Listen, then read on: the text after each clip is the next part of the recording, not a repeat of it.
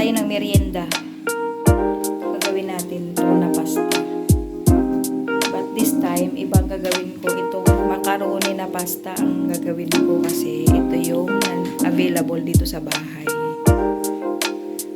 So, yung mga available lang sa kusina gawin natin ngayon, guys. Lalagyan ko siya ng bell pepper para mabango. Yan. Ng butter.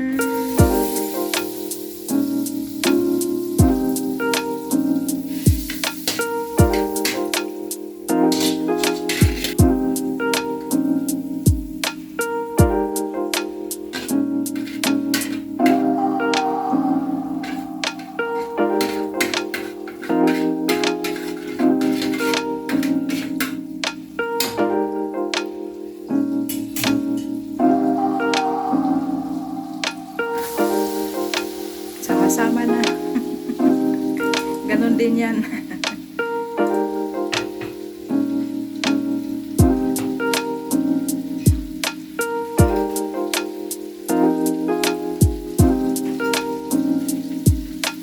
Ganon din kalalabasan.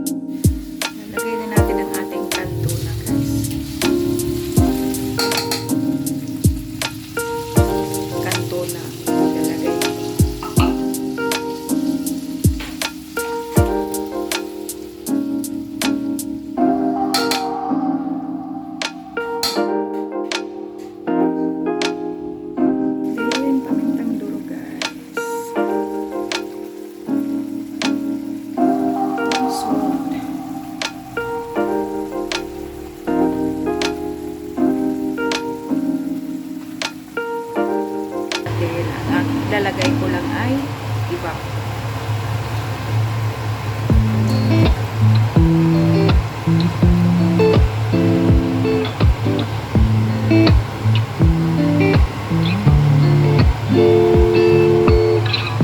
Ating macaroni pasta.